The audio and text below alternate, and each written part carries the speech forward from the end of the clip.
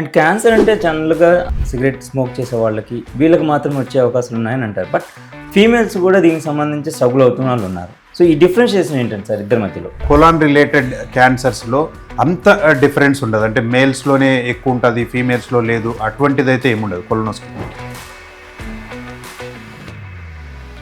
Motion వెళ్ళినప్పుడు ఆ మలంలో blood ఎర్రగా పడుతుంది కొంతమందికి బ్లాక్ కలర్లో కూడా పడుతూ ఉంటుంది అని అంటారు. అండ్ ఈ కలర్ డిఫరెన్స్లో ఎలాంటి ప్రాబ్లమ్స్ ఉన్నట్టు? నల్లగా బ్లడ్ వచ్చింది అంటే యూజువల్లీ ఎక్కువసేపు అండ్ మొలలు అలాగే కణతులు అని అంటాం. సో ఈ రెండింటికి డిఫరెన్స్ ఏంటి? మోషన్ వెళ్ళే దగ్గర ఉన్న డిసీజెస్ ఇవన్నీ ఏమేమి ఉంటాయి? మనం breakfast, lunch, dinner what ever తీసుకున్న తర్వాత వాటర్ క్వాంటిటీ ఎంత డిఫరెన్స్లో తీసుకోవాలి అండ్ ఎంత క్వాంటిటీ తీసుకోవాలి? బుక్స్లో కానీ లేకపోతే ఎక్కడ స్టడీస్లో కానీ నువ్వు అన్నం తిన్న తర్వాత ఇప్పుడే వాటర్ తాగాల లేకపోతే హాఫ్ అన్ అవర్ తర్వాత తాగాలని ఎక్కడా డిఫైన్ లేదు. సో రెగ్యులర్గా డైట్ ఉన్నప్పటికీ కూడా ఈ కడుపు నొప్పి, కడుపు ఉబ్బరం ఈ రెండు ఎందుకు వాళ్ళు ఇబ్బంది పడుతుంటారు వాటి వల్ల? కడుపు ఉబ్బరం అంటే ఓన్లీ డిస్కంఫర్ట్, నొప్పి అనేది స్పెసిఫిక్ థింగ్. ఇప్పుడు పెద్ద ప్రేగు క్యాన్సర్ గురించి మనం స్టార్టింగ్లో మాట్లాడుకున్నట్టు, సో దీనికి సంబంధించి సర్జరీస్ కనుక చేయాల్సిన సందర్భాలు కనుక వస్తే సో ఏది ప్రిఫరబుల్, దేనికి ఎక్కువ లాభాలు ఉన్నాయంటారు? చాలామంది ఇప్పుడు ల్యాప్రోస్కోపీ ఎంత డెవలప్ అయిందంటే ఎంత పెద్ద సర్జరీనైనా వాళ్ళు ల్యాప్రోస్కోపీలో చేసేంత ఉంది. ఇప్పుడైతే హైదరాబాద్లో చాలామంది surgeons they can do ల్యాప్రోస్కోపికల్లీ.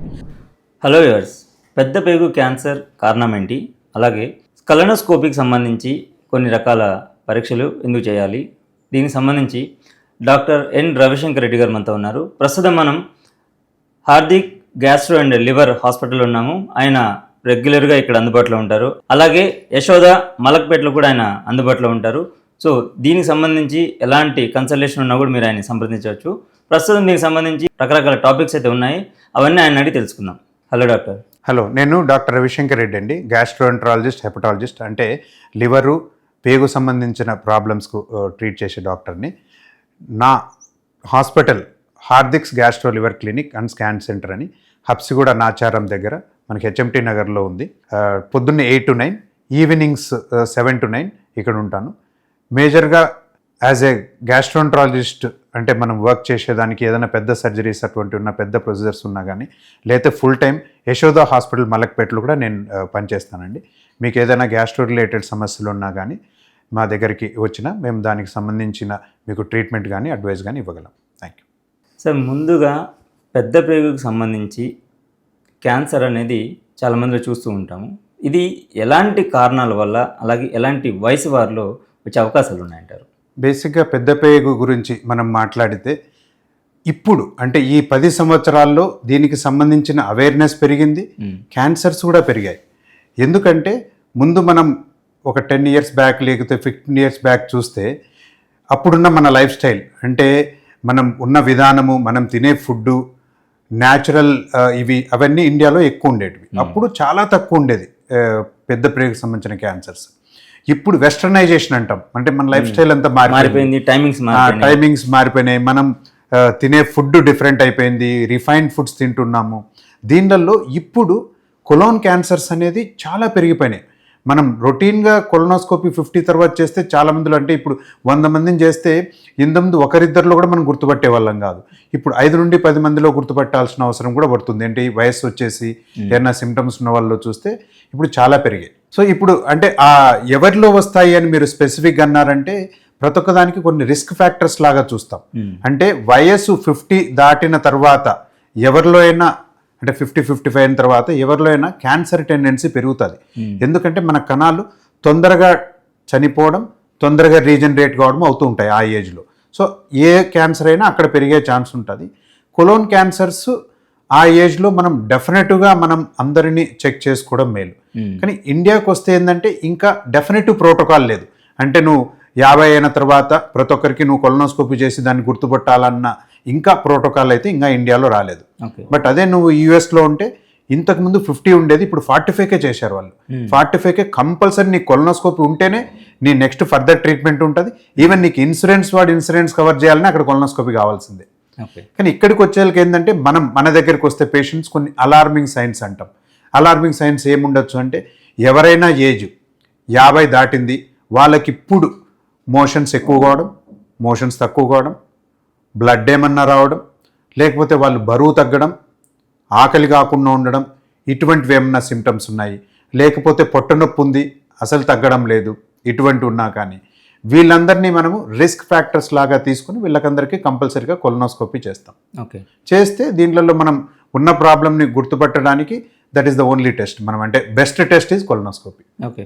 And cancer అంటే జనరల్గా అందరూ ఏమనుకుంటారంటే ఎక్కువ మటుకి మెయిల్ జెండర్లోనే వచ్చే అవకాశాలు ఉన్నాయి. దట్ బి ఈ తమ్మాకు సిగరెట్ స్మోక్ చేసే వాళ్ళకి వీళ్ళకి మాత్రమే వచ్చే అవకాశాలు ఉన్నాయని అంటారు. బట్ ఫీమేల్స్ కూడా దీనికి సంబంధించి స్ట్రగుల్ అవుతున్న వాళ్ళు ఉన్నారు. సో ఈ డిఫరెన్షియేషన్ ఏంటంటే సార్ ఇద్దరి మధ్యలో?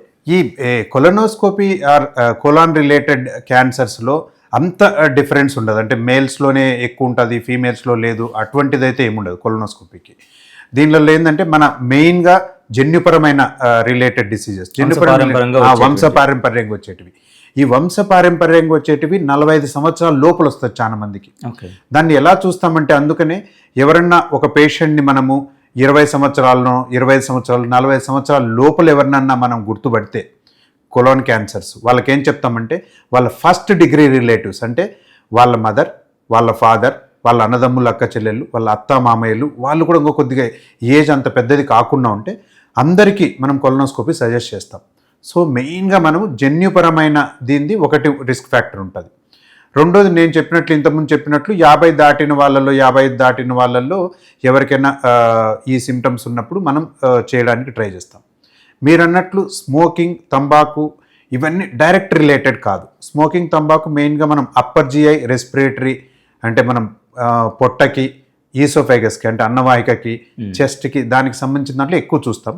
కానీ డెఫినెట్గా కొలోన్ క్యాన్సర్స్ ఉన్న వాళ్ళల్లో ఎవరికైతే చిన్న చిన్న ప్రాబ్లమ్స్ ఉన్న వాళ్ళల్లో స్మోకింగ్ ప్రెసిపిటేట్స్ అంటే ఎక్కువ చేస్తుంది ప్రాబ్లమ్ని, అంటే స్ప్రెడ్ అవ్వడం ఉన్నదాన్ని ఎక్కువ చేస్తారు.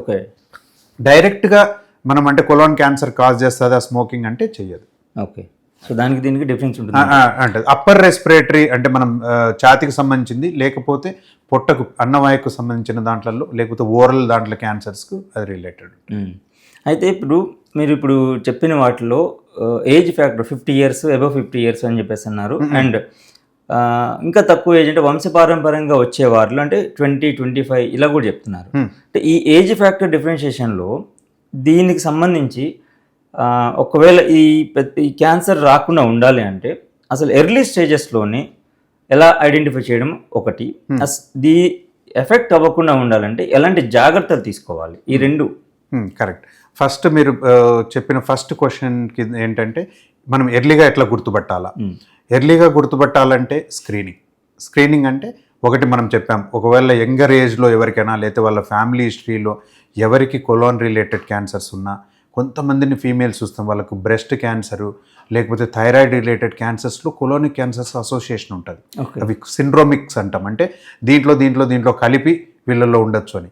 అటువంటి వాళ్ళల్లో ఎవరన్నా ఉంటే వాళ్ళల్లో ఎర్లీగా మనం ఏదర్ కొలనోస్కోపీ టెస్ట్ కానీ, కొంతమందికి ఫీకల్ అకల్ట్ బ్లడ్ అని ఒక టెస్ట్ చేస్తాం, అంటే మనం మోషన్లో బ్లడ్ ఉందా లేదా అనేది వెరీ సింపుల్ టెస్ట్. కొన్నిసార్లు అది కూడా మనకు ఒక నోట్ ఇస్తుంది ఇది కావచ్చు అని. బెస్ట్ అంటే కొలనోస్కోపీ, ఎందుకంటే మనకు లోపలికి వెళ్ళి చూస్తాం కాబట్టి ఇది. సో ఎవరికైనా ఇటువంటి క్యాన్సర్స్ వాళ్ళ ఫ్యామిలీలో ఉంటే వాళ్ళు ఎర్లీగా కొలనోస్కోపీ చేసుకుంటే మనం దాంట్లో గుర్తుపడతాం.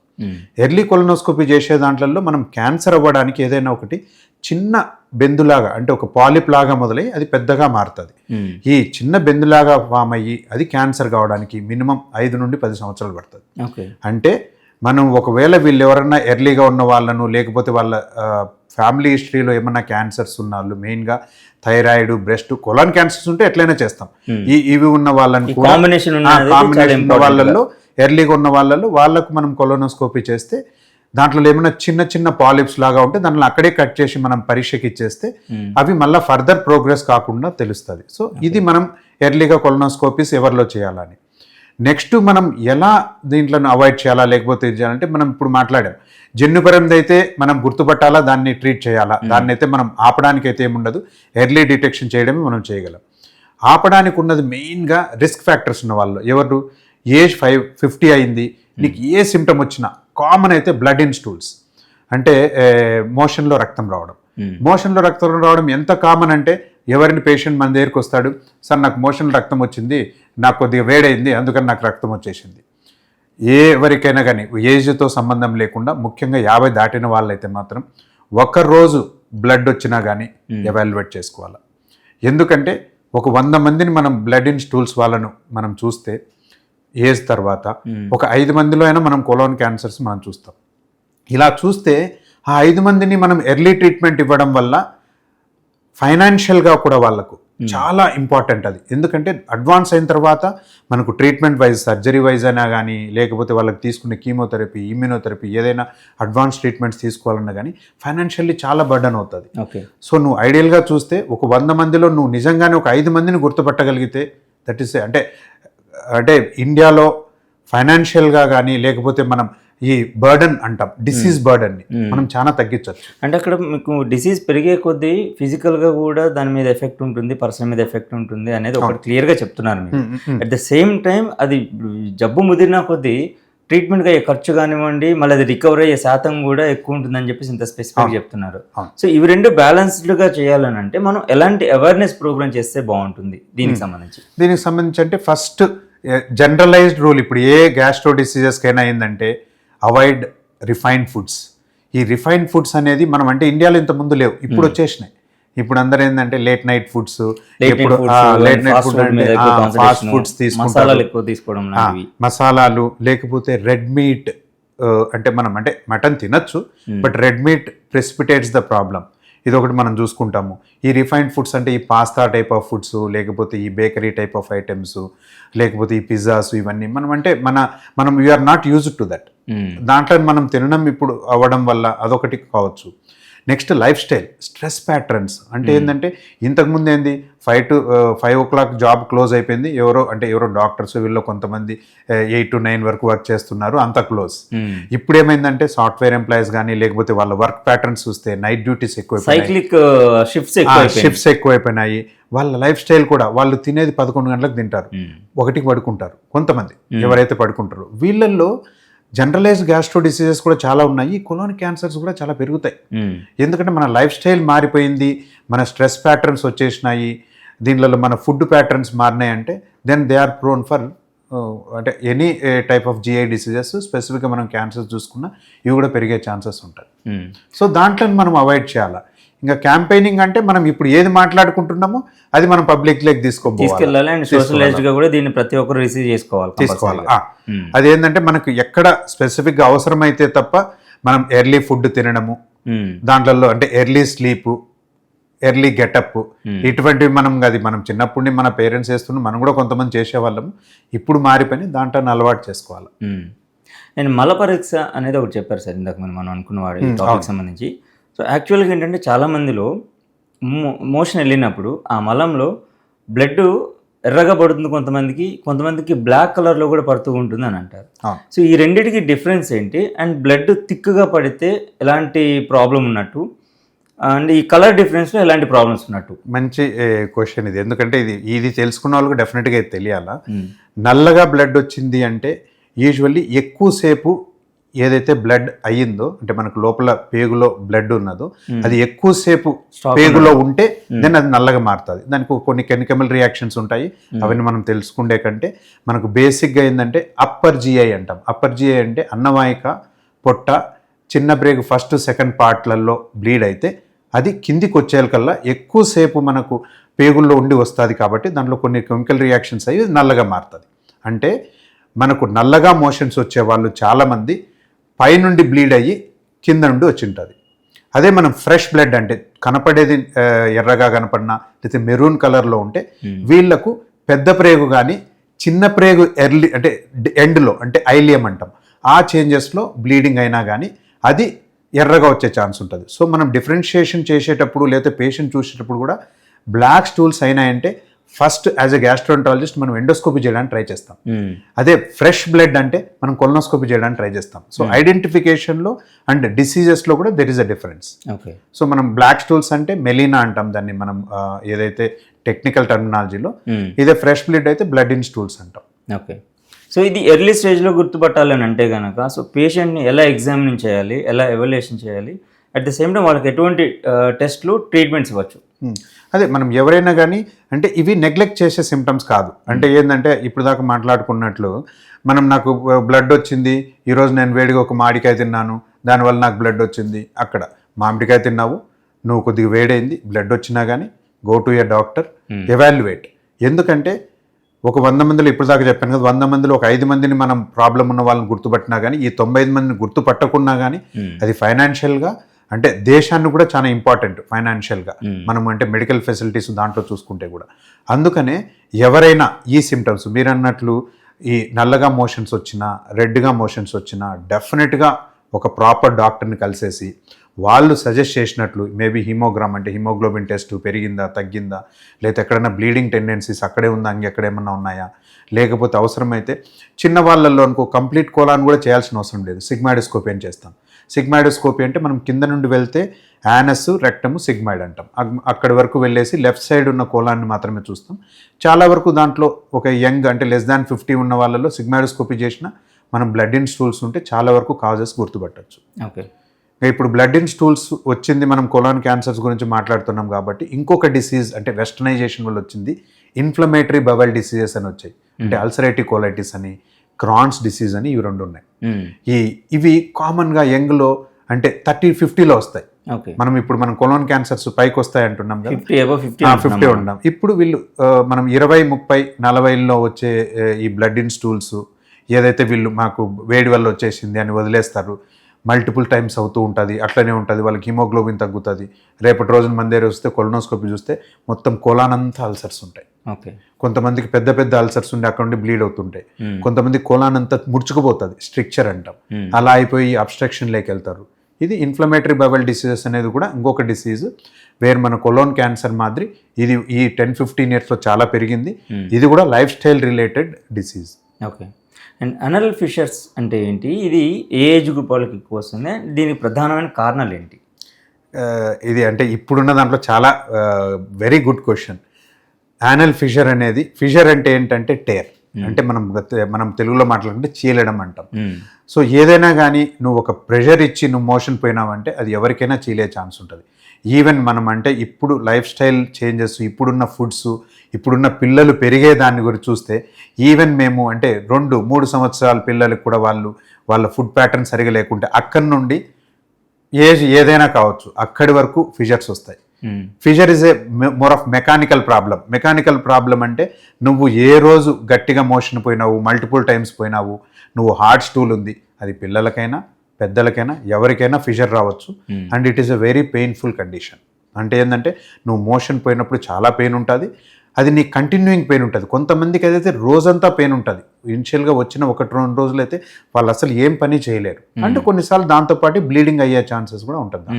అంటే ప్రెజర్ వేయడం మూలన మోషన్ వెళ్ళేటప్పుడు సో అక్కడ చీలి రక్తం వస్తుంది, అది చీలడం వల్ల అక్కడ అల్సర్ ఫామ్ అయిపోయి ఏదైతే ఆ టేర్ అంటామో అది బ్లీడింగ్ అవ్వడము అండ్ పెయిన్ కాజ్ చేయడం అవుతుంది. ఓకే, అండ్ మొలలు అలాగే కణతులు అని అంటాం. సో ఈ రెండింటికి డిఫరెన్స్ ఏంటి, సో ఇవి ఏర్పడడానికి కారణాలు ఏంటి? ఇప్పుడు మొలలు అన్నారు, ఫిషర్ అన్నారు, సేమ్. ఇప్పుడు ఏంటంటే పెరియానల్ డిసీజెస్ అంటే, పెరియానల్ అంటే మోషన్ వెళ్ళే దగ్గర ఉన్న డిసీజెస్. ఇవన్నీ ఏమేమి ఉంటాయి, ఫిషర్ ఉంటుంది, పైల్స్ మీరు అన్నట్లు మొలలు, పైల్స్, ఇవన్నీ కూడా ఒక టర్మినాలజీ. మనం అయితే హిమరాయిడ్స్ అంటాం మేము. దాంట్లో ఒకటి కణుతులు. కణుతులు అంటే ఇవి గడ్డలు. సో గడ్డలు అనేటివి మోర్ ఆఫ్ మనం క్యాన్సర్ దానిలాగా చూస్తాం, ఇవి సపరేట్గా చూద్దాం. దీనిలలో మనం బ్లడ్ వచ్చిన వాళ్ళల్లో ఫిషర్స్ మనం ఆల్రెడీ చెప్పాం. పైల్స్ అంటే ఇవి రక్తనాళాలు పెరగడం. కింద మనకు ప్రతి పేగుకు రక్తనాళాలు అవసరం. సో మామూలుగా అందరికి కూడా రక్తనాళాలు ఉంటాయి. ఉన్న వాళ్ళు ఎవరైతే స్ట్రెయిన్ చేస్తారో అంటే మోషన్ సరిగా వెళ్ళారో, కాన్స్టిపేషన్ చాలా వేరియంట్స్ ఉంటాయి. కాన్స్టిపేషన్ అంటే రోజు మోషన్ పోకుండా 2-3 రోజులు ఒకసారి పోయినా కానీ కాన్స్టిపేషనే. వచ్చే మోషన్ ఇన్కంప్లీట్గా వచ్చిన కాన్స్టిపేషనే. వచ్చిన వాళ్ళు ఎక్కువసేపు మోషన్ అంటే బాత్రూంలో కూర్చొని స్ట్రెయిన్ చేసిన కాన్స్టిపేషనే. ఇవన్నీ కూడా టైప్స్ ఆఫ్ కాన్స్టిపేషన్స్. సో అందరిలో ఎవరిలో అయినా కానీ ఈ ప్రాబ్లమ్స్ ఉండే ఛాన్స్ ఉంటుంది. మనకు ఒక మిత్ అంటే మనకు ఒక తెలియంది ఏముందంటే పైల్స్ అంటే నాకు పెయిన్ లేదు అందుకని నాకు పైల్స్ లేదని చాలామంది డిసైడ్ అవుతారు. పైల్స్ అనేటివి పెయిన్లెస్ కండిషన్. ఫిషర్ అనేది పెయిన్ఫుల్ కండిషన్. ఫిషర్ ఉంటే నీకు పెయిన్ ఉంటుంది, దాంతోపాటు యానల్ ఏరియాలో పెయిన్ ఉన్నది, కొంతమందికి యాప్సెస్ అంటాం. యాప్సెస్ అంటే చీముగడ్డలు. చీముగడ్డలు ఉంటే పెయిన్ ఉంటుంది. ఫిస్టులా పెయిన్ ఉండదు, చీము వస్తుంది కానీ పెయిన్ ఉండదు. పైల్స్ పెయిన్ ఉండదు, అంటే మన మొలలు పెయిన్ ఉండదు. ఫిషర్ పెయిన్ ఉంటుంది. సో పెయిన్ఫుల్ రెండు, ఫిషరు, చీముగడ్డలు. పెయిన్లెస్ ఈ హిమరాయిడ్స్ అంటే పైల్స్, ఫిస్టులాస్, ఇవి పెయిన్ ఉండవు. చాలా మందికి ఒక అపోహ ఉంటుంది. అంటే ఏంటంటే నాకు పైల్స్ డాక్టర్ ఎవరైనా చెప్పారు, డాక్టర్ గారు చూశారు, పైల్స్ ఉన్నాయమ్మా నీకు. లేదు సార్ నాకు అసలు పెయినే లేదు, నాకు పైల్స్ లేవు. సో ఇది పెయిన్ కాజ్. అది ఎప్పుడు కాజ్ చేస్తాయంటే అది ఎక్కువ రోజులు ఉండి ఉండి గట్టితనం వచ్చేస్తాయి. దాన్ని థ్రాంబోజ్డ్ పైల్స్ అంటాం. అవి ఉంటే పెయిన్ స్టేజ్ దాటిన తర్వాత పెయిన్ వస్తుంది తప్ప ఇనిషియల్ పీరియడ్స్లో అయితే పెయిన్ రాదు. మనం అనుకున్నట్లు ఇంకా కాన్స్టిపేషన్ ఉన్న వాళ్ళల్లో ఫిషర్ వచ్చే ఛాన్స్ ఉంది, పైల్స్ వచ్చే ఛాన్స్ ఉంది. కొంతమందికి ఈ చీముగడ్డలు కూడా ఫామ్ అయ్యే ఛాన్సెస్ ఉంటాయి. అక్కడ ఇన్ఫెక్షన్స్ పెరుగుతాయి ఎక్కువ. మలబద్ధకము, కాన్స్టిపేషన్ ఏదైతే మన టాపిక్లో మాట్లాడుకున్నామో, చాలామంది వాటర్ మిక్స్డ్గా లంచ్, డిన్నర్ ఆర్ బ్రేక్ఫాస్ట్ చేస్తుంటారు. అంటే కొంచెం ఫుడ్ తీసుకున్న తర్వాత ఒక 2 sips ఆఫ్ వాటర్. కొంతమంది ఏం చేస్తారంటే భోజనం అయిపోయిన తర్వాత, అంటే ఫుడ్ తీసుకున్న తర్వాత ఒక 10-15 minutes గ్యాప్లో వాటర్ తీసుకుంటూ ఉంటారు. కొంతమంది ఒక హాఫ్ డే వరకు అసలు వాటర్ తీసుకోరు. అంటే వాళ్ళకే అంటే వాళ్ళకు సిస్టమ్ అలవాటు చేసుకున్నట్లుగా భోజనం చేసిన తర్వాత ఇంతసేపు వాటర్ తీసుకుంటే నాకు డైజెస్ట్ సిస్టమ్ బాగా పనిచేస్తుంది, సో నేను ఫ్రీగా వెళ్ళగలుగుతున్నాను అన్న ఎవరికి వాళ్ళు ఇండివిజువల్ తీసుకున్నాను. అసలు యాక్చువల్గా స్ట్రాటజికల్గా చూసుకున్నట్లయితే మనం breakfast, lunch, dinner what ever తీసుకున్న తర్వాత వాటర్ క్వాంటిటీ ఎంత డిఫరెన్స్లో తీసుకోవాలి అండ్ ఎంత క్వాంటిటీ తీసుకోవాలి, అండ్ ఫ్రీ మోషన్ వెళ్ళడానికి ప్రధానంగా ఏమేమి చేయొచ్చు? మీరు అడిగిన ఫస్ట్ క్వశ్చన్ దానికైతే ఫస్ట్ ఎక్కడే కానీ, అంటే నేను ఇప్పటివరకు అంటే బుక్స్లో కానీ లేకపోతే ఎక్కడ స్టడీస్లో కానీ నువ్వు అన్నం తిన్న తర్వాత ఇప్పుడే వాటర్ తాగాల లేకపోతే హాఫ్ అన్ అవర్ తర్వాత తాగాలని ఎక్కడా డిఫైన్ లేదు.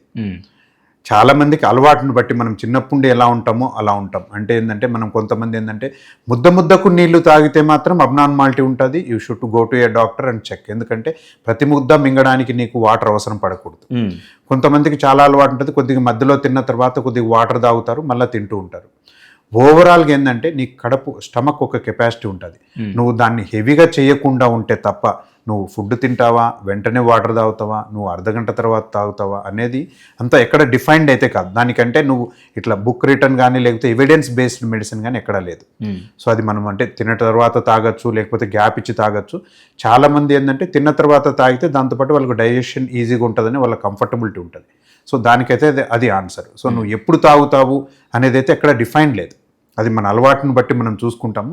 ఇప్పుడు చాలామంది ఈ వాట్సాప్లో దీనిలో వస్తుంది, వెంటనే తిన్ను, మళ్ళీ తాగద్దు, అర్ధగంట తర్వాత తాగు, అటువంటి డిఫైన్డ్ అయితే ఎవిడెన్స్ బేస్లో లేవు. అంటే మెడికల్గా అయితే ఎక్కడ it is not defined proved కాదు. ఓకే, సో జస్ట్గా వాళ్ళు జీవన విధానం చేసుకుంటారు. వేరే వాళ్ళని చూసి మనం దాన్ని ఎక్స్ట్రాపులేట్ చేసుకోవాల్సిన, అంటే మనం దాన్ని ఫాలో చేయాల్సిన అవసరం లేదు. ఓకే, సో మన కంఫర్ట్ లెవెల్ బట్టి మనం దాన్ని చేసేసుకోవచ్చు. అదొకటి. రెండోది వాటర్ ఇంటేక్. వాటర్ ఇంటేక్ ఇప్పుడు ఐడియల్గా ఏంటంటే ఒక యాక్టివ్గా ఉన్న వాళ్ళలో at least 4 to 5 liters of water అయితే మనకు అవసరం పడుతుంది.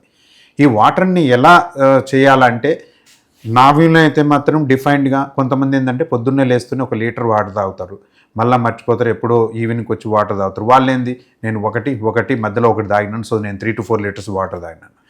అలా తీసుకుంటే ఏంటంటే నీకు పొద్దున్నే వాటర్ తాగడం వల్ల మేబీ నీ మోషన్ ఆల్రెడీ ఫామ్ అయిన మోషన్ కొద్దిగా ప్రెషర్ ఇవ్వచ్చు, కానీ ఫార్మేషన్ ఆఫ్ ది మోషన్ కావాలంటే నీకు రెగ్యులారిటీ ఆఫ్ ది వాటర్ అవసరం. అంటే నువ్వు టైమ్లీ వాటర్ తీసుకోవడం అలవాటు చేసుకోవడం తప్ప నేను పొద్దున్నే 1 లీటర్ తాగినాను, సో మళ్ళీ మధ్యాహ్నం వరకు నాకేం వాటర్ అవసరం లేదు, మళ్ళీ నేను మధ్యాహ్నం తర్వాత తాగుతాననేది తప్పు.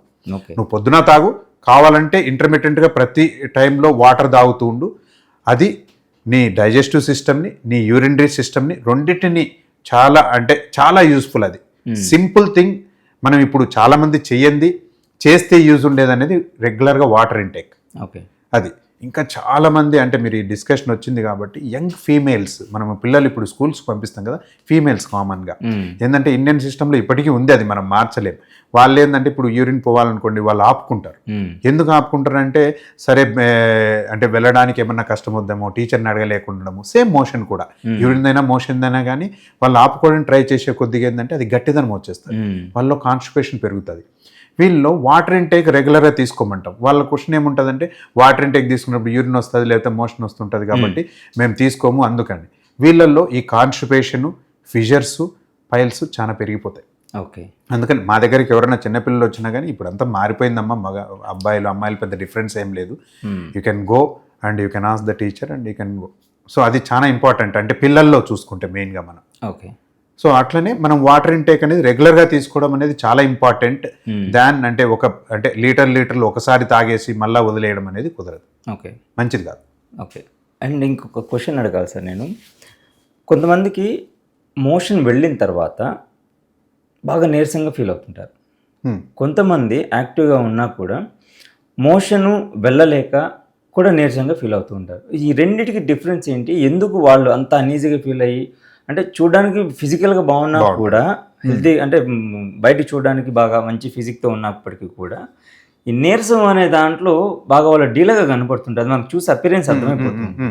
ఇది పర్టికులర్గా మోషన్ వెళ్ళకపోయిన సందర్భంలోనూ, మోషన్ అయిపోయిన సందర్భంలోనూ చూస్తూ ఉంటాము. సో దీని డిఫరెన్స్ ఏంటి? బేసిక్గా అంటే నీరసం అనేకల్లా మనం మోషన్ వెళ్ళిన తర్వాత ఫస్ట్ చూద్దాం. మోషన్ ఒకవేళ ఏమన్నా డయేరియా అయింది, మల్టిపుల్ టైమ్స్ అయినాయి, వాళ్ళు నీరసం వచ్చే ఛాన్స్ ఉంటుంది. ఎందుకంటే మనం ఏదైతే మోషన్స్ ఎక్కువసార్లు పోతారో దాంట్లో ఎలక్ట్రైట్స్ కూడా మనం వెళ్ళిపోతాయి కాబట్టి పొటాషియం తగ్గచ్చు, సోడియం అబ్నార్మాలిటీస్ రావచ్చు, దీంట్లతో నీరసం వస్తుంది. అది జనరలైజ్డ్గా మనకు తెలిసిన విషయమే. మీరు అన్నట్లు మేబీ మీరు కాన్స్టిపేషన్ దగ్గర అడుగుతున్నట్టున్నారు. కాన్స్టిపేషన్ దగ్గర ఎవరైతే మోషన్ వెళ్ళిన తర్వాత అంటే వాళ్ళు చాలాసేపు టాయిలెట్లో కూర్చుంటారు, అంటే వాళ్ళ పొజిషన్ను బట్టి. రెండోది వాళ్ళు స్ట్రెయిన్ చేస్తూ ఉంటారు. మనం ప్రతిసారి స్ట్రెయిన్ చేసినప్పుడు మన బీపీ ఫ్లక్చువేషన్స్, మన హార్ట్ రేట్ ఫ్లక్చువేషన్స్ ఇవన్నీ అవుతాయి. ఎందుకంటే మనం స్ట్రెయిన్ చేసినప్పుడు మన ఏమంటారు, మన హార్ట్ మీద అంటే మనం ప్రెషర్ లాగా అనుకోవడానికి కాదు, కానీ మనకు బ్లడ్ సప్లై కావాలి కదా. సో దాంట్లో వల్ల వాళ్ళు ఎక్కువసేపు స్ట్రెయిన్ చేయడం వల్ల నీరసం రావచ్చు. కానీ వీళ్ళల్లో ఎలక్ట్రైట్ డిస్టర్బెన్సెస్ అటువంటి అయితే ఏముండవు. సో వాళ్ళల్లో మనం ఏదైనా లాక్సేటివ్స్ అట్లా ఇచ్చామనుకోండి, మోషన్ ఫ్లూయిడ్ పోవడానికి మెడికేషన్ ఇచ్చామనుకోండి, వాళ్ళు నార్మల్ కంఫర్టబుల్ పోయి వచ్చారనుకోండి, వాళ్ళకి నీరసం ఉండదు. ఇది పోయి వచ్చిన తర్వాత పోకుండా అంటే ఏంటంటే చాలాసార్లు నువ్వు బుక్ డిఫైన్డ్ ఏంటంటే మనం 3 రోజుల వరకు కూడా ఒక మోషన్ పోకుండా కానీ ఏం కాదు అని ఉంటుంది. అది ఎప్పుడంటే 3 రోజుల వరకు కూడా మోషన్ పోకుండా కూడా బాగుంటుంది అంటే నీకు పొట్ట ఉబ్బనంత వరకు ఓకే, నీకు పొట్ట సాఫ్ట్గా ఉంది, నీకేం అబ్డామినల్ పెయిన్ రావడం లేదు, నేను ఈరోజు మోషన్ పోలేదు, ఒక రోజు మోషన్తో పెద్ద ప్రాబ్లం కాదు. వీళ్ళకి ఏమవుతుందంటే చాలా రోజుల నుండి మోషన్ జామ్ అయ్యి వీళ్ళు పోకుండా ఉన్నప్పుడు ఏంటంటే వాళ్ళ వెళ్ళి చాలా స్ట్రెయిన్ చేస్తే రాదేమో అన్న వాళ్ళు కొంతమంది నీరసం లాగా ఉంటుంది. వీళ్ళందరిలో ఏంటంటే మోర్ ఆఫ్ మోషన్ ఫ్రీగా పోతే ఏదో పోనోళ్ళైనా పోకుండా అంటే పోయి వచ్చిన వాళ్ళు ఈ రెండిట్లో చూస్తే ఏంటంటే వీళ్ళు ఎక్కువ మంది కాన్స్టిపేషన్ ఉండి ఎక్కువసేపు స్ట్రెయిన్ చేయడము దాంట్లో వల్ల నీరసం లాగా అనిపిస్తుంది తప్ప లోపల అంటే చేంజెస్ తక్కువే. డయేరియా ఉన్న వాళ్ళల్లో మాత్రం ఎలక్ట్రైట్ డిస్టర్బెన్సెస్ వచ్చి అది నీరసం వస్తుంది. అది ట్రూ నీరసం మనం అనుకునేది. దాంట్లో డెఫినెట్గా మనం కరెక్ట్ చేయాలి. ఓకే. అండ్ కడుపు నొప్పి అండ్ ఉబ్బరంగా ఉంది అని అంటూ ఉంటారు. అంటే రెగ్యులర్ ఫుడ్ తీసుకుంటుంటారు, టైంకి బ్రేక్ఫాస్ట్, లంచ్, డిన్నర్, ఇది అయినా కూడా కడుపు నొప్పిగా ఉంది అనేది కొంతమంది, అట్లాగే కడుపు ఉబ్బరంగా ఉంది అని కూడా చెప్తుంటారు, పక్క వాళ్ళతో డిస్కస్ చేస్తూ ఉంటుంటారు. సో రెగ్యులర్గా డైట్ ఉన్నప్పటికీ కూడా ఈ కడుపు నొప్పి, కడుపు ఉబ్బరం ఈ రెండు ఎందుకు వాళ్ళు ఇబ్బంది పడుతుంటారు వాటి వల్ల? అదే ఇప్పుడు కడుపు నొప్పిని, కడుపు ఉబ్బరంని అంటే డాక్టర్గా అసలు డిఫరెన్షియేట్ చేసేస్తాం, రెండు సపరేట్. కడుపు ఉబ్బరం అంటే ఓన్లీ డిస్కంఫర్ట్, అంటే ఏదో ఫుల్నెస్ లాగా ఉంది, అంటే పొట్ట ఉబ్బినట్లుంది అని వాళ్ళు చెప్తారు. అది నొప్పి అనేది స్పెసిఫిక్ థింగ్. సో ఫస్ట్ ఉబ్బరం గురించి చూద్దాం. ఉబ్బరం ఎక్కడుందని మనం చూస్తాం, పై పొట్టలోనా, మిడిల్లోనా, కిందనా అనే దాన్ని బట్టి. తిన్న తర్వాత వెంటనే కడుపు ఉబ్బరం అనేది యూజువల్లీ అప్పర్ అబ్డామిన్లో ఉంటుంది, పై పొట్టలో ఉంటుంది. ఇవి స్టమక్ దాని రిలేటెడ్ ఇష్యూస్లో వస్తుంది. అంటే మనం చాలామందికి పేగుల కదలిక తగ్గుతుంది. వీళ్ళు ఎక్కువ మంది ఎవరంటే ఏజ్ ఉన్న వాళ్ళలో ఎక్కువ ఉండే ఛాన్స్ ఉంటుంది, ఎందుకంటే పేగుల కదలికలు తగ్గుతాయి కాబట్టి. డయాబెటీస్, ఇప్పుడు ఇండియాలో అంటే డయాబెటీస్ అనేది చాలా పెరిగిపోయింది. Now it is called capital of diabetes మన ఇండియా. సో దీనిలో ఏంటంటే వీళ్ళు డయాబెటీస్ ఉన్న వాళ్ళల్లో నర్వ్ డ్యామేజెస్ ఉంటాయి, న్యూరోపతి అంటాం. ఈ డయాబెటీస్ లాంగ్ డ్యూరేషన్ ఉన్నా సరిగ్గా కంట్రోల్ చేసుకోకుండా వీళ్ళల్లో అంతా పేగుల కదలిక తగ్గిపోతుంది. సో తిన్న ప్రతిసారి వాళ్ళకు హెవీనెస్ ఉంటుంది. దాన్ని గ్యాస్ట్రోపారిసిస్ అంటాం. గ్యాస్ట్రోపారిసిస్ అంటే ఏంటంటే తిన్న ఫుడ్ మామూలు వాళ్ళల్లో చూస్తే మనము లిక్విడ్స్ ఒక 2 hours ఉంటుంది, సాలిడ్స్ ఒక 4 hours ఉంటుంది, ఖాళీ అయిపోతుంది.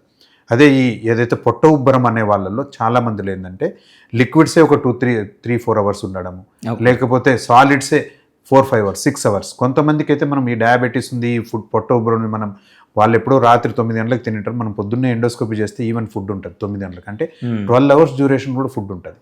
వీళ్ళు ఎక్కువ పొట్ట ఉబ్బరం ఇది. సెకండ్ పేషెంట్స్ మనం కామన్గా నార్మల్ వాళ్ళల్లో కూడా పొట్ట ఉబ్బరం అంటే వాళ్ళ లైఫ్ స్టైల్లో చేంజెస్, అంటే మనం వాళ్ళ తినే ఫుడ్, వాళ్ళ స్లీప్ ప్యాటర్న్స్, యాక్టివిటీ, స్ట్రెస్, దీంట్లతో కూడా కొద్దిగా పొట్ట ఉబ్బరం ఉంటుంది. మూడోది కామన్గా ఇండియన్ లాంటి కంట్రీస్లో హెచ్ పైలోరిని ఇన్ఫెక్షన్స్ ఉంటాయి. వాళ్ళల్లో ఏంటంటే పొట్టలో ఆ ఇన్ఫెక్షన్ ఎక్కువైనప్పుడు కూడా పొట్ట ఉబ్బరం ఉన్నట్లు, కొంతమందికి దాంట్లో నట్లే వెళ్తే అల్సర్ ఫామ్ కావడము, అటువంటివన్నీ ఉంటాయి.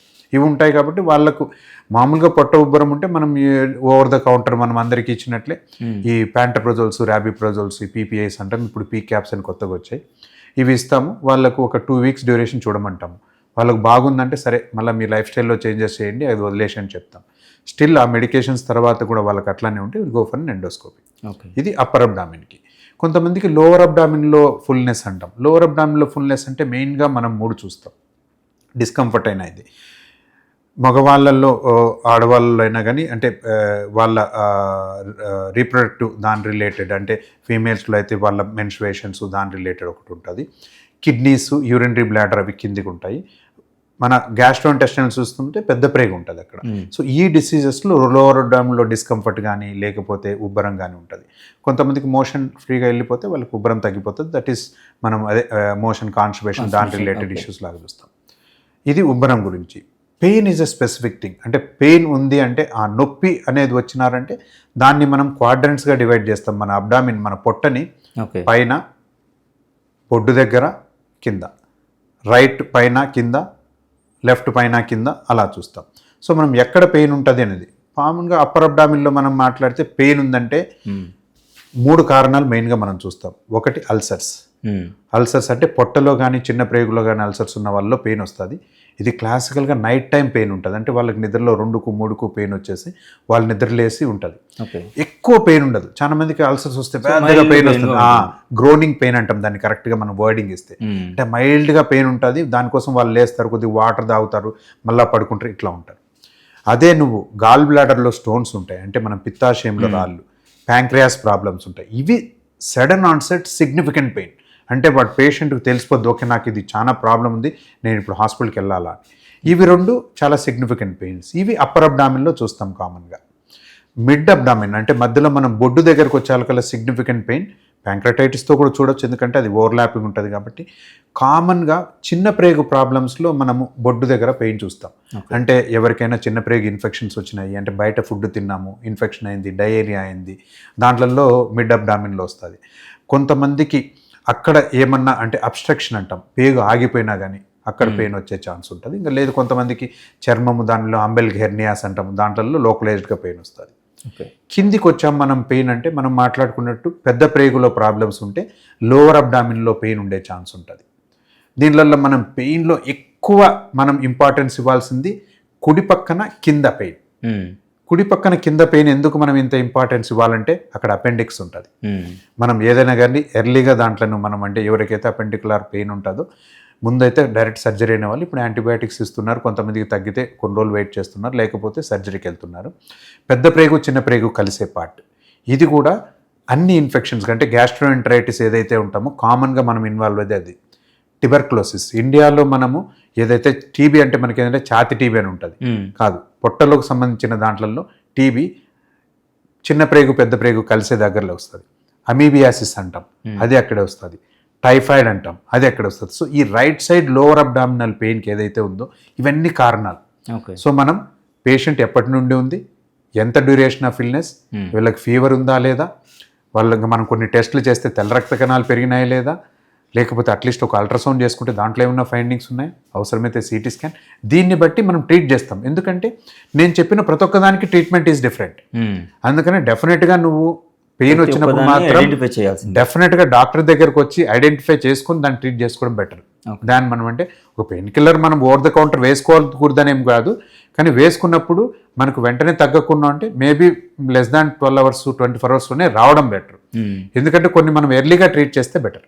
లేడీస్ మీద ఎక్కువగా ఈ ఫుడ్ హ్యాబిట్స్లో చూసుకున్నట్లయితే ఎక్కువగా ఇప్పుడు మోడర్న్ కల్చర్ వచ్చేసి వాళ్ళకు drinking habit, at the same time alcohol, తర్వాత స్మోకింగ్, ఇవి అలవాటు అయి ఉన్నాయి చాలామంది క్లాస్ పీపుల్కి కూడా.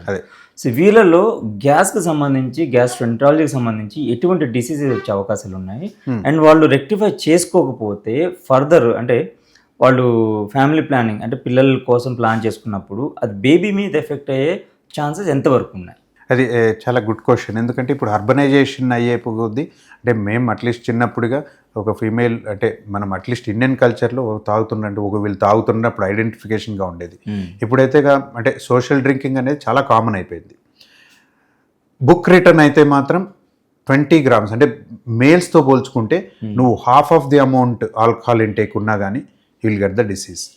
లివర్ డిసీజ్ అయినా కావచ్చు, ప్యాంక్రియాస్ డిసీజ్ అయినా కావచ్చు, ఇంకా లేదు ఏదన్నా అబ్నార్మాలిటీస్ అయినా కానీ ఫీమేల్స్కు లెస్ టెండెన్సీ అంటే లెస్ టెండెన్సీ కాదు, ఈజీగా డిసీజెస్ వస్తాయి. అంటే వాళ్ళల్లో లెస్ కెపాసిటీ ఆఫ్ డైజెషన్ అంటే నీకు ఆల్కహాల్ రిలేటెడ్ ఉంటుంది. అంటే అది ఒక హార్మోనల్ రిలేటెడ్, దాన్ని మనం అంటే అంత డీప్గా వెళ్ళి దాంట్లో ఎక్స్ప్లెయిన్ చేయలేము. బట్ డెఫినెట్గా ఫీమేల్స్లో మేల్స్తో పోల్చుకుంటే వాళ్ళ tolerance of the level of the alcohol అంటే హాఫ్, అంతే సగమే. అంటే వీళ్ళకు 40 grams డైలీ తీసుకుంటే వీళ్ళల్లో లివర్ డిసీజ్ వస్తుందని బుక్ రిటర్న్ ఉంటుంది, వీళ్ళకు 20 grams.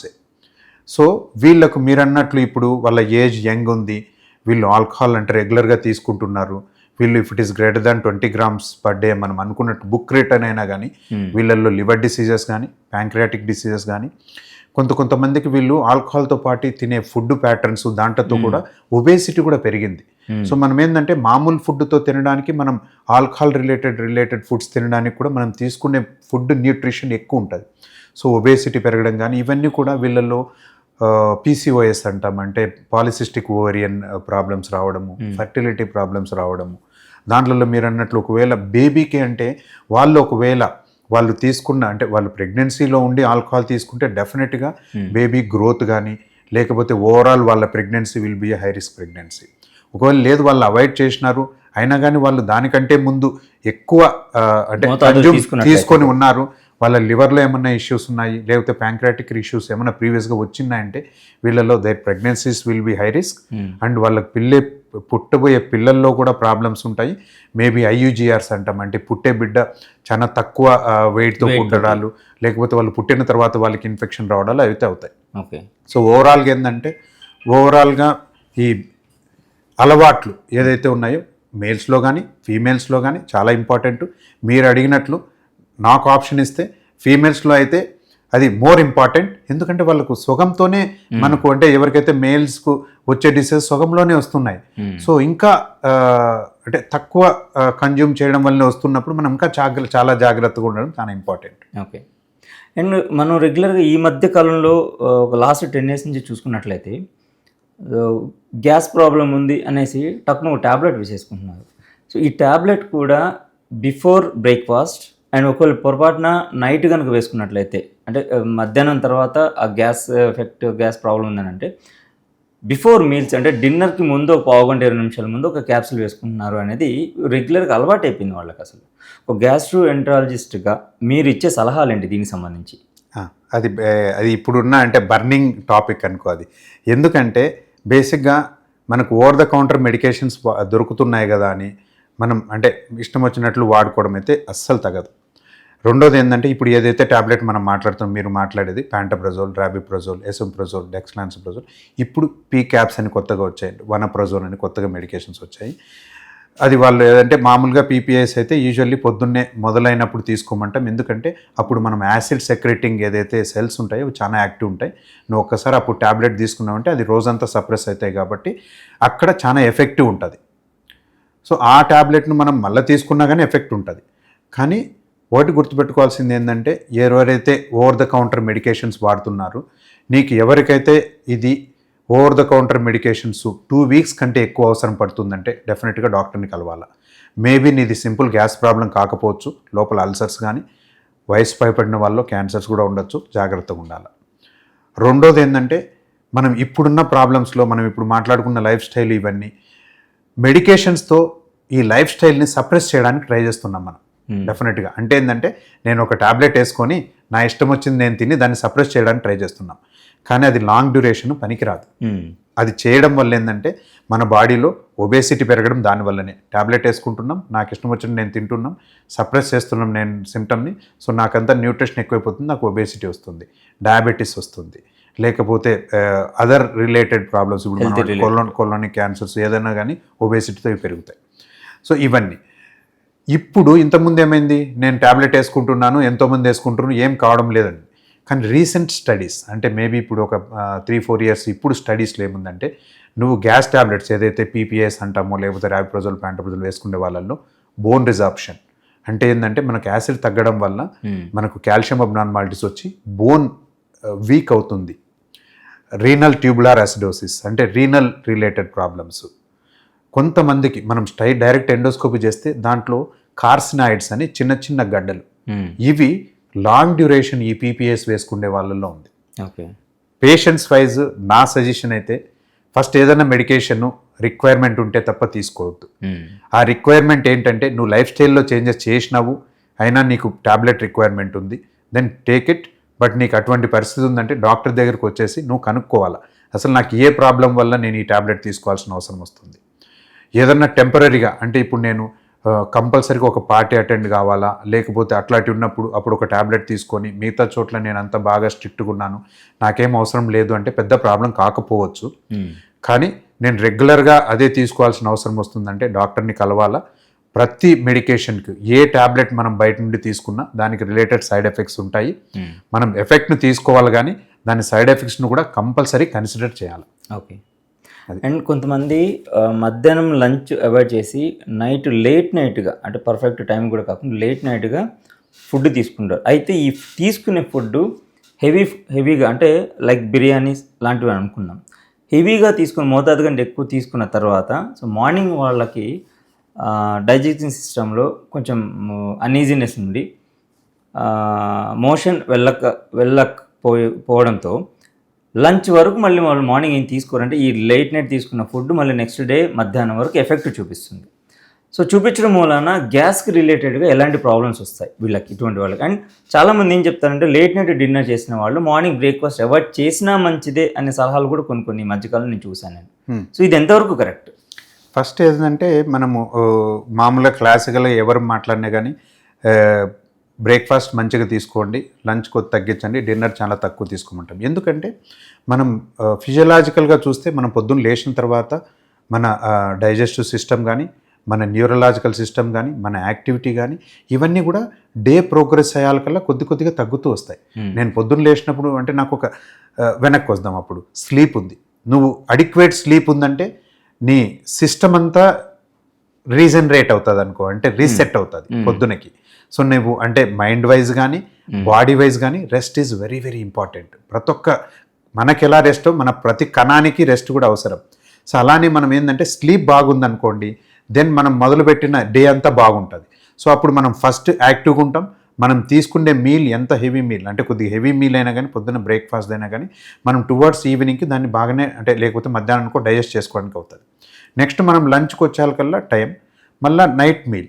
మీరు అన్నట్లు ఈ ఫుడ్ ఏదైతే మనం లేట్గా తీసుకున్నాం అనుకో, అప్పటికి మనం అంటే మన బాడీ స్ట్రెయిన్ అయిపోయింది, మన కణాలు స్ట్రెయిన్ అయిపోయినాయి, మన డైజెస్టివ్ సిస్టమ్ స్ట్రెయిన్ అయిపోయింది. అప్పుడు మనం ఇప్పుడు దాన్ని హెవీ మీల్తో మనం నింపుతున్నాం. అరే నేను పని చేయలేనురా బాబు అంటే నువ్వు పని చేయమని తోస్తే ఏం చేస్తాం, చేయలేము. సో అప్పుడు ఏమవుతుంది, ఆ డైజెషన్ తగ్గిపోతుంది. నువ్వేం చేస్తావు, మ్యాక్సిమం ఎంతసేపు మేలుకోగలవు, 1 గంట 2 గంటలు మేలుకోగలవు. తిన్న తర్వాత మళ్ళీ పడుకోవాలన్నా, పడుకున్న తర్వాత నీ సిస్టమ్ అంతా స్లోగా నడుస్తుంది. స్లోగా నడిచే దగ్గర నువ్వు ఇప్పుడు 1 కిలోమీటర్ పరిగెత్తడానికి నువ్వు అంటే 100 మీటర్స్ లేకపోతే అంతే పరిగెత్తగలిగినావు అనుకో, మిగతా 90 ఉండి మిగిలిపోయినట్లే కదా. ఆ మిగిలిపోయినదంతా పొద్దునకంతా అట్లానే అంటే ఫుడ్ అలానే ఉంటుంది, నీ పేగుల కదలిక తగ్గిపోతుంది. ఈ పేగుల కదలిక తగ్గిపోయినప్పుడు నువ్వు పొద్దున తినడానికి ఏదైనా మనకు ఆకలి అంటే ఏంటంటే మన ఒక సిగ్నల్ అది. ఆ సిగ్నల్ ఏంటంటే నీ కడుపు ఖాళీ అయిపోయిందని కొన్ని హార్మోన్స్ రిలీజ్ అవుతాయి, అది బ్రెయిన్ చెప్తాయి, ఓకే నీ కడుపు ఈరోజు ఖాళీగా ఉంది, నువ్వు ఇప్పుడు పోయి తినొచ్చు అని. ఇప్పుడు నువ్వు రాత్రి లేట్గా తిన్నావు, నీ డైజెస్టివ్ సిస్టమ్ సరిగ్గా పనిచేయలేదు, నీకు ఇంకా ఫుడ్ ఉంది, వాళ్ళకి ఆకలే కాదు. సో దాంట్లో నువ్వు లేట్ నైట్గా తినడం వల్ల నీకు పొద్దున ఆపమని కాదు, వాళ్ళు తినే పరిస్థితి కూడా ఉండదు చాలా మందికి. ఆ ఫుడ్ అలానే ఉంటుంది. కొంతమంది పొద్దున్నే లేసి వామిటింగ్ చేసుకుంటే తిన్న ఫుడ్ అంతా అలానే వామిటింగ్ అవుతుంది. ఎందుకంటే నీకు టువర్డ్స్ ఈవినింగ్ మన డైజెస్టివ్ సిస్టమ్ మన యాక్టివిటీ అంతా చాలా తక్కువ అయిపోతుంది, స్లో అవుతుంది. ఆ స్లో అయినప్పుడు మనం అందుకనే ఎర్లీ ఫుడ్ అంటాం. ప్రిఫరబుల్లీ యువర్ ఫుడ్ అంటే ఈవినింగ్ ఫుడ్ 7:30 to 8. మీకు అంటే నేను చాలా నుండి తెలుసు కాబట్టి నేను చెప్తున్నాను. నేను 6:30కి మీల్స్ వేసి వస్తాం మేము. ఓకే, మళ్ళీ దీని తర్వాత అంటే ఇదైతే నేను చిన్నప్పటి నుంచి చేస్తున్నాను, నేనేం బోస్ట్ చేయను. బట్ అట్లీస్ట్ ఇప్పుడు 3-4 years నుండి we are practising. It is very good. అసలు మనం అంటే ఇలా ఉంటుందా అనేది మనం చేస్తే తప్ప తెలియదు, అలా ఉంది. 6:30, 7 కల్లా నేను 7 క్లినిక్ రావాలంటే నేను 6:30 తిని ఇంటి నుండి బయలుదేరాలి. సో 6:30 తింటాం, మళ్ళీ లేట్ వెళ్ళినప్పుడు ఏదో ఒక ఫ్రూట్ తింటాం, లేకపోతే తినాం. సో అప్పుడు మనకేమైపోతుంది, నేను 6:30 నా క్లినిక్ క్లోజ్ అయ్యాలి 9 అంటే నేను 3 hours గ్యాప్తో ఉన్నాను. నేను ఆల్రెడీ యాక్టివ్గా ఉన్నాను, అంటే నా పని నేను చేసుకుంటూ ఉన్నాను, నేను పేషెంట్ చూస్తున్నాను. సో నా డైజెస్టివ్ సిస్టమ్ కూడా యాక్టివ్గా ఉంది. సో డైజెషన్ అంతా అయిపోయింది, రేపు పొద్దునకి మళ్ళీ క్లియర్. సో అందరికీ ఎవరికైనా అంటే జనరలైజ్డ్ అడ్వైస్ ఏంటంటే early meal is much more important, no night meal. అది ఏదైనా కావచ్చు, అంటే రిఫైన్డ్ ఫుడ్స్ కావచ్చు, నాన్ రిఫైన్డ్ ఫుడ్స్ కావచ్చు. వెన్ అండ్ వైల్ మనము డిరేంజ్ కావచ్చు, మనం మనుషులమే కాబట్టి నేను అన్ని రోజులు ఇట్లా స్ట్రిక్ట్గా ఉంటాను అనడానికి అయితే లేదు. When and while derangements are okay, కానీ రోజు తినే ఫుడ్ అయితే 7:30, 8 లోపల ఉండడము, మన sleep maybe 2 hours gap from the food ఉంటే బెటర్.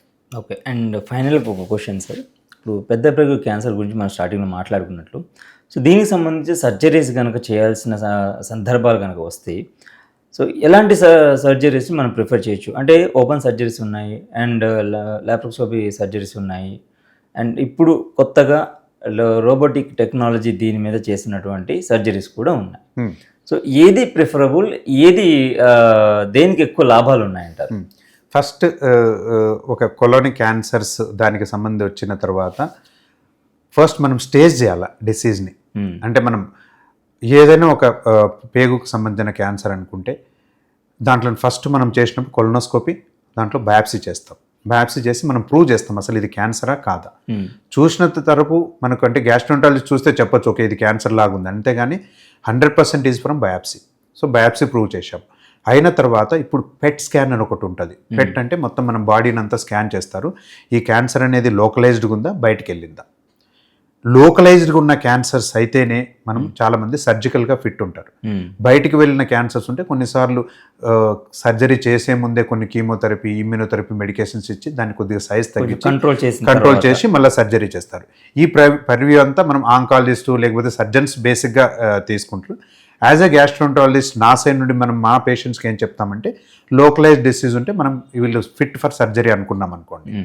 ఫిట్ ఫర్ సర్జరీ అన్న తర్వాత ఇది మనం ఓపెన్ సర్జరీనా, లాప్రోస్కోపీనా, రోబోటికా, ఇది మేజర్గా సర్జన్ ఎక్స్పర్టైజు, నీ దగ్గరున్న ఇన్స్ట్రుమెంట్స్, పేషెంట్ క్యారెక్టర్స్ కూడా. పేషెంట్ క్యారెక్టర్స్ అంటే ఇప్పుడు ఉన్న డిసీజు చాలా స్ప్రెడ్ ఉందనుకోండి, వాళ్ళకు మనం ఇప్పుడు లాప్రోస్కోపీ వేసిన పోర్ట్స్ అంటే చిన్న చిన్న పోర్ట్స్ నుండి మనం చేస్తాం.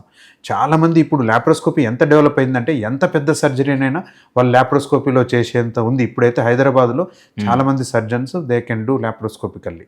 So open type of surgeries చాలా తగ్గాయి చెప్పాలంటే. కానీ ఇంకా అది సర్జన్ ప్రిఫరెన్స్ ఉంటుంది. అంటే ఆన్ టేబుల్ కూడా కొంతమంది డిసైడ్ చేస్తారు. చేసేటప్పుడు డిఫికల్టీ ఉందనుకోండి, చాలామందికి ఎలా ఉంటుందంటే అరే వీళ్ళు లాప్రోస్కోపీ అన్నారు, ఇప్పుడేమో ఓపెన్ సర్జరీకి పోయినారు. అది చాలా అంటే మన ఆలోచన వైజ్ అది తప్పు.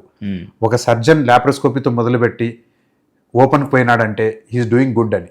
అంటే ఎందుకంటే అది మనం టెక్నికల్గా కానీ లేకపోతే పేషెంట్ వైజ్గా చేయలేనప్పుడు హీఈస్ కన్వర్టింగ్ అంటే హీఈస్ వెరీ స్మార్ట్ సర్జన్ అని. ఓకే. అంతేగాని మనం ఇది మొదలుపెట్టినాం అది అంటే వాళ్ళు ముందు కౌన్సిలింగ్ చేసేటప్పుడు చాలామంది చెప్తారు అంటే ఇది కాలేకపోతే అది చేస్తామని. దీని నుండి అది వెళ్ళినాము అంటే ఇది చేయలేని పరిస్థితి అని కాదు, పేషెంట్ క్యారెక్టర్స్ కూడా కొన్నిసార్లు దాన్ని అలౌ చేయవని. సో అదొకటి. రోబోటిక్ సర్జరీకి లేకపోతే మనం లాప్రోస్కోపిక్ సర్జరీకి ఇన్స్ట్రుమెంట్స్ యూజ్ చేసేది, లేకపోతే మనం లాప్రోస్కోపిక్ సర్జరీ అంటే సర్జన్ అక్కడ ఉండి చేస్తారు. రోబోటిక్ సర్జరీ అంటే రోబోట్ని అంటే మనం ఏదైతే ఇన్స్ట్రుమెంట్ని అక్కడ కూర్చోబెడతారు, but surgeon is the control. అంతేగాని రోబోట్ అంటే రోబోట్ చేస్తుందని కాదు, సర్జన్ ఈజ్ ద కంట్రోల్, వాళ్ళే కంట్రోల్ చేస్తారు. కానీ ఆ ఆర్మ్ మూమెంట్ 360 degrees ఉంటుంది కాబట్టి కొద్దిగా రిఫైనింగ్ ఉంటుంది. నువ్వు దాంట్లో ఎక్స్పర్టైజ్ అయితే లాప్రోస్కోపీ కానీ రోబోటిక్ సర్జరీ కానీ అన్నీ బాగానే ఉంటాయి. కానీ కొంతమంది ఇప్పుడు ఇంకా మేబీ ఇప్పుడు చూడు ఏదైనా అడ్వాన్స్ అయితే తప్ప, ఎవల్యూషన్ అయితే తప్ప ఏదైనా కానీ మనం ఏది బాగుంటుందని మనం కంపేర్ చేయలేం. ఇప్పుడు మనం ఓపెన్ సర్జరీస్ ఉన్నాయి, ఇప్పుడు లాప్రోస్కోపీ వచ్చింది. ఓపెన్ సర్జరీస్కి ఇప్పుడు లాప్రోస్కోపీకి చూసుకుంటే లాప్రోస్కోపీ పేషెంట్స్ ఎర్లీగా రికవరీ ఉంది, వాళ్ళ హాస్పిటలైజేషన్ తగ్గింది, ఓవరాల్ ఖర్చు తగ్గింది. అలానే ఇప్పుడు లాప్రోస్కోపీ అనేది అందరూ ఎస్టాబ్లిష్ అయిపోయారని బాగా చేస్తున్నారు. రోబోటిక్ సర్జరీ ఇప్పుడు వచ్చింది, మేబీ డౌన్లోనే ఒక 3-4 years నుండి యాక్టివ్గా చేస్తున్నారు. అందరూ యాక్టివ్గా చేస్తున్న ఇప్పుడు సర్జన్స్లో ఎక్స్పర్టైజ్ పెరిగింది, వాళ్ళు పెరిగినారనుకోండి, మేబీ లాప్రోస్కోపీ తగ్గిపోయి రోబోటిక్ సర్జరీస్ అవన్నీ కూడా పెరగచ్చేమో. కానీ ఇప్పుడు ఉన్నంత వైజు ఇప్పుడు కాస్ట్ అనేది కూడా ఒక కాన్స్టెంట్ కాబట్టి మనం లాప్రోస్కోపిక్ రోబోటిక్ చూసుకుంటే రోబోటిక్ సర్జరీస్ కొద్దిగా కాస్ట్ ఉంది కాబట్టి మనం పేషెంట్ బట్టి వాళ్ళ ఫైనాన్షియల్ స్టేటస్ని బట్టి సర్జన్ ఎక్స్పర్టైజ్ని బట్టి మనం తీసుకుంటాం తప్ప అదర్వైజ్ నా వ్యూలో అయితే సర్జన్ ఓపెన్ చేసినా లాప్రోస్కోపీ చేసినా కానీ రోబోటిక్ చేసినా సర్జన్ ప్రిఫరెన్స్ వాళ్ళకు మనం అంటే ఎవరైతే డాక్టర్ ఎవరైతే ఉన్నారో వాళ్ళు పేషెంట్ అసెస్ చేసుకుంటారు కాబట్టి వాళ్ళకి మనం ఛాన్స్ ఇవ్వడం better. Okay so patient condition బట్టి వాళ్ళకున్న డిసీజ్ని బట్టి పేషెంట్ కండిషన్ బట్టి మనం ఎక్కడ హాస్పిటల్కి వెళ్ళాము సర్జన్ వాళ్ళ ఎక్స్పర్టైజ్ని బట్టి దాంట్లో అన్నిటిని బట్టి they should take a decision. అంటే మనం స్ట్రైట్ అవే మనం ఇది రోబోటిక్ చేయాలా స్ట్రైట్ అవే ఇది ఓపెన్ చేయాలనే దానికంటే మనం అన్ని క్యారెక్టర్స్ని తీసుకుని దాన్ని బట్టి డిసైడ్ చేయడం బెటర్. ఓకే సో ఇప్పటివరకు మనం అనుకున్న టాపిక్కి సంబంధించి అండ్ మీరు ఇచ్చిన ఎక్స్ప్లెనేషన్ చాలా వరకు ఎక్స్ట్రాడినరీ అండ్ ఇది వీడియోస్ చూసిన ప్రతి పర్సన్ కూడా దీని మీద పాజిటివ్గా రెస్పాండ్ అయ్యి అండ్ సోషలైజ్డ్గా దీనికి సంబంధించి ఒక అవేర్నెస్ క్రియేట్ చేస్తారని చెప్పేసి ఎక్స్పెక్ట్ చేస్తూ నెక్స్ట్ ఇంకొక ఇంట్రెస్టింగ్ టాపిక్తో వెరీ సూన్ మళ్ళీ కలుద్దాం. So thank you sir, thank you so much. So చూసారు కదండి డాక్టర్ ఎన్ రవిశంకర్ రెడ్డి గారు ఇచ్చినటువంటి సలహాలు సూచనలు. అండ్ హార్దిక్ క్లినిక్ సంబంధించి గ్యాస్ట్రో అండ్ లివర్ హాస్పిటల్ ఉంది హబ్సిగూడ నాచారం దగ్గరలో. అట్ ద సేమ్ టైం ఆయన మలక్పేట్ యశోదలో కూడా ట్రీట్మెంట్ అందిస్తున్నారు. సో మీరు ఎవరైనా కన్సల్ట్ చేయాలనుకుంటే కింద స్క్రోల్ అవుతున్న నెంబర్కి కన్సల్ట్ చేయొచ్చు అండ్ డాక్టర్ గారి సలహాలు తీసుకోవచ్చు. Thank you so much. Thank you.